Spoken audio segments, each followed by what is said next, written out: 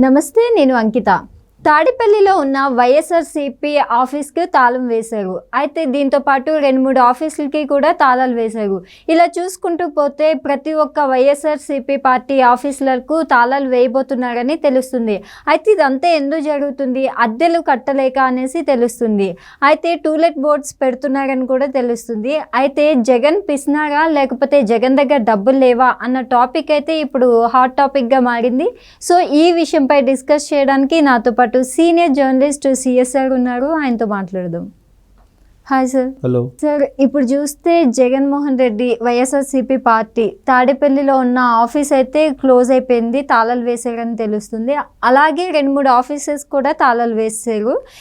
ఇక మిగిలిన ఆఫీసెస్కి కూడా తాళాలు వేసేయబోతున్నారని తెలుస్తుంది. అసలు ఎందుకంటారు అంటే వాళ్ళు అద్దె కట్టలేకపోతున్నారని కొంతమంది అంటున్నారు. కొంతమంది ఏమో జగన్మోహన్ రెడ్డి పిసినారి అనేసి అంటున్నారు. కొంతమంది ఆయన దగ్గర డబ్బులు లేవేమో అనేసి అంటున్నారు. సో అసలు ఎందుకు వైఎస్ఆర్సీపీ పార్టీ అసలు ఏమవ్వబోతుంది? ఇప్పుడు వైఎస్ఆర్ కాంగ్రెస్ పార్టీకి సంబంధించినటువంటి ఆఫీసులు తాళాలు వేస్తున్నారు వరుసగా. ఒకచోట ఏమో కుప్పంలో వైఎస్ఆర్ కాంగ్రెస్ పార్టీలేమో రెస్టారెంట్గా మార్చేసుకున్నారు కుప్పంలో. అలాగే తాజాగా కేంద్ర కార్యాలయం తాడేపల్లిలో ఉండేటువంటి కేంద్ర కార్యాలయానికి అద్భుతమైనటువంటి అద్దాల మేడలో అది ఉండేది. దానికి సంబంధించినటువంటి ఓనర్ ఎవరైతే ఉన్నారో అతనికి అద్దె ఇవ్వలేదని చెప్పేసి ఖాళీ చేయమని చెప్తే అది ఖాళీ చేసి ఇప్పుడు ప్రస్తుతం జగన్మోహన్ రెడ్డి క్యాంప్ ఆఫీస్ని వైఎస్ఆర్ కాంగ్రెస్ పార్టీ కేంద్ర కార్యాలయంగా పెట్టుకున్నారు. దానికి తాళం వేశారు అసలు దానికి. తర్వాత మైలవరంలో ఉండేటువంటి వైఎస్ఆర్ కాంగ్రెస్ పార్టీ ఆఫీస్కి తాళం వేశారు ఈ మధ్యకాలంలో. అంటే డబ్బులు లేకనా జగన్మోహన్ రెడ్డి దగ్గర తాళం వేస్తున్నారు, లేదంటే ఆయన డబ్బులు ఇవ్వకనా? ఇప్పటి వరకు జగన్మోహన్ రెడ్డి ఇచ్చారా, లేదంటే ఎక్కడికక్కడ జిల్లాకు సంబంధించినటువంటి ఇన్ఛార్జీలు లేదంటే జిల్లా అధ్యక్షులు పెట్టుకున్నారు? అసలు ఏం జరిగింది ఆ పార్టీలు అనేది ఇప్పుడు కొత్తగా తెర మీదకి వచ్చినటువంటి ఒక చర్చ. సో జగన్మోహన్ రెడ్డి డబ్బులు లేవు అనేది ఎవరు నమ్మరు. జగన్ దగ్గర డబ్బులు లేవు అని అంటే ఎవరు నమ్మరు. కారణం ఏంటంటే 2019 నుంచి 2024 వరకు ఆయన ఎంత సంపాదించాడు అని అంటే తెలుగుదేశం పార్టీ లెక్కల ప్రకారం 5-6 లక్షల కోట్లు అని అంటున్నారు. కాదు ట్రిలియన్ కోట్ల రూపాయలు ఉన్నాయని చెప్పి ఎన్ఆర్ఐలు వాళ్ళు లెక్కేసి చెప్తున్నారు. సరే, అన్నీ ఉండకపోయినా ఖచ్చితంగా లక్షల కోట్లు అయితే ఆయన లిక్కర్ రూపంలో, శాండ్ రూపంలో, భూముల రూపంలో, రకరకాలుగా స్థిర చరాస్తులు ఏ రూపంలో అయినా సరే లక్షల కోట్లే సంపాదించాడు అనేది అందరూ చెప్తున్నటువంటి మాట. తెలుగుదేశం పార్టీలో వాళ్ళు కానీ జనసేనలో ఉండేటువంటి వాళ్ళు కానీ దానికి సంబంధించినటువంటి కేసులు కూడా ఆల్రెడీ రెడీ చేస్తున్నారు. దానికి సంబంధించినటువంటి ఆధారాలు కూడా తీస్తూ ఉన్నారు. ఇది కాకుండా ముఖ్యమంత్రి కాకముందు వాళ్ళ నాన్న వైఎస్ రాజశేఖర రెడ్డి ముఖ్యమంత్రిగా ఉన్నప్పుడు ఈయన బెంగళూరు కేంద్రంగా చేసుకొని కిట్ ప్రోకో నడిపి అప్పుడు కూడా కొన్ని లక్షల కోట్ల రూపాయలు సంపాదించాడు అని చెప్పి ఆయన మీద ఉన్నటువంటి ఆరోపణ. దాని మీద కేసులు కూడా అయినాయి.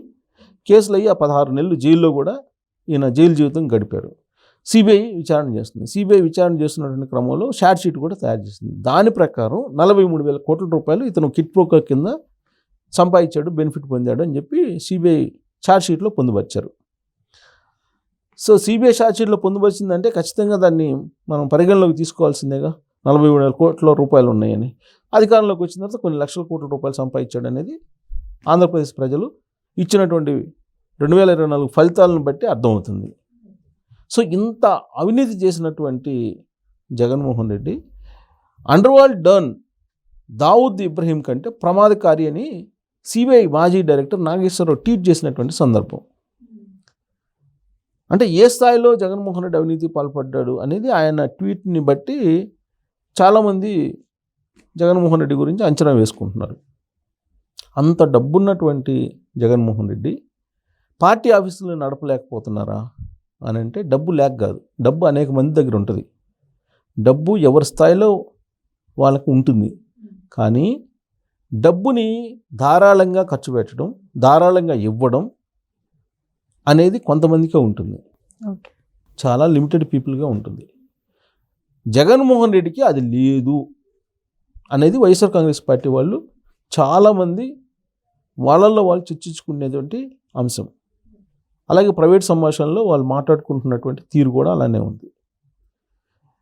ఈ మధ్యకాలంలో వైఎస్ఆర్ కాంగ్రెస్ పార్టీకి సంబంధించి కీలకమైనటువంటి లీడరు తాడేపల్లిలో ఉండేటువంటి లీడరే జనరల్గా నాతో అప్పుడప్పుడు మాట్లాడుతూ ఉంటారు. ఏంటి పరిస్థితి, రాజకీయ పరిస్థితి ఏంటి, ఎలా ఉంది, కొత్త ప్రభుత్వం వచ్చింది కదా ఏంటి, ఇలా ఆయన ఏదో అడిగితే నేను ఏదో చెప్పాను.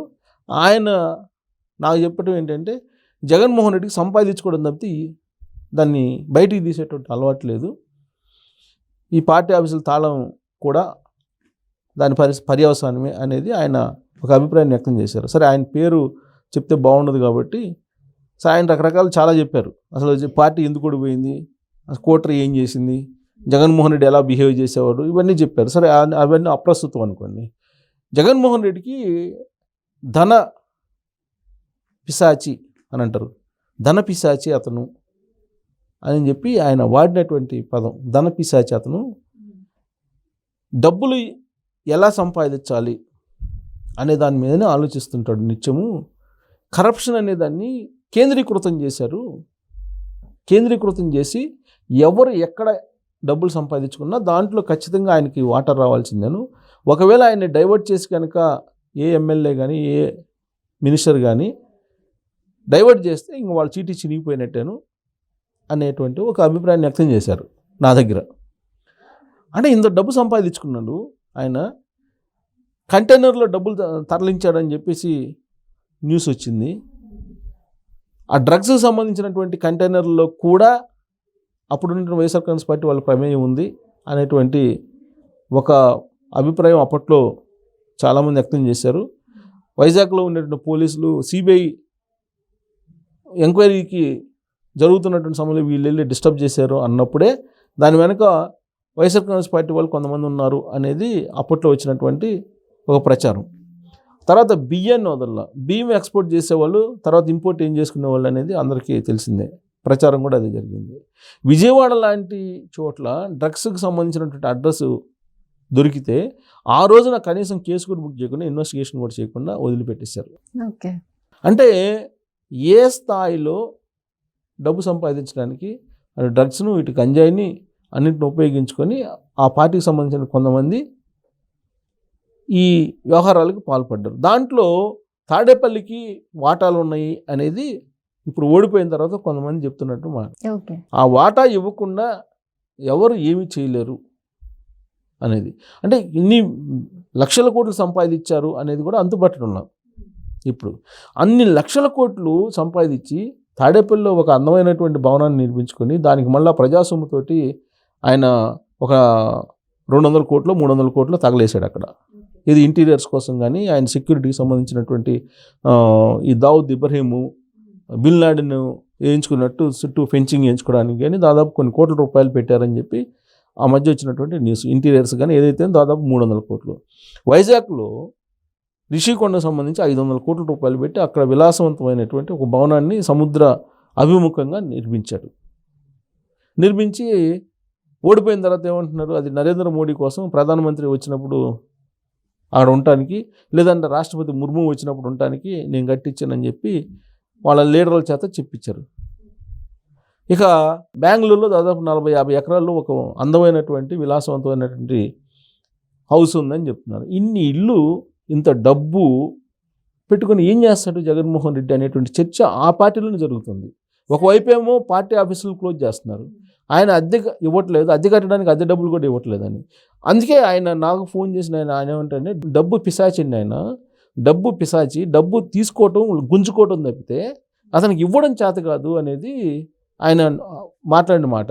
కానీ జగన్మోహన్ రెడ్డి ఈ మధ్యకాలంలో ఆయన ఏమన్నాడంటే, అసలు నాకు మా వంశానికి ఇవ్వడమే తెలుసు,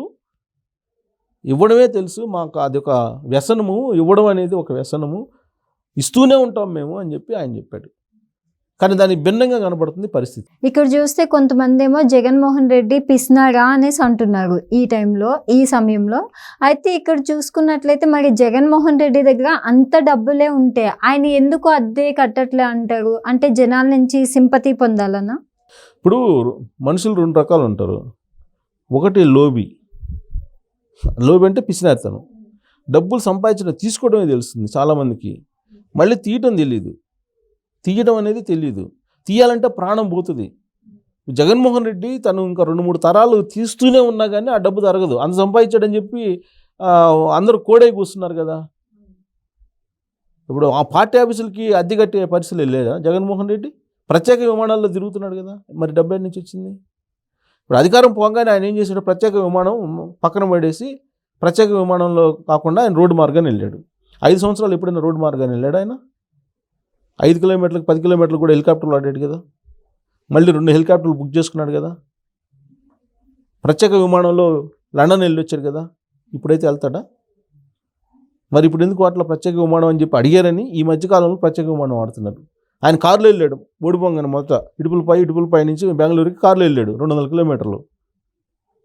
అంటే అక్కడే కనపడుతుంది అతను లోబితనం అనేది, పిసినారితనం అనేది. డబ్బు అందుకే నాకు ఫోన్ చేసినటువంటి అతని పేరు చెప్పడం బాగుండదు కానీ చాలా అత్యంత దగ్గర మనిషి జగన్మోహన్ రెడ్డికి. ఓకే, డబ్బు పిశాచి అని చెప్పి ఆ పదం వాడాడు. డబ్బు పిశాచులకు ఏమవుతుంది తెలుసా? పిశాచి అంటే ఏంటి? బలిగోరుతూ ఉంటుంది. పిశాచి అంటే బలిగోరుతూ ఉంటుంది. ఎవరెవరు వస్తారా, ఎవరిని పీకు తిందామని.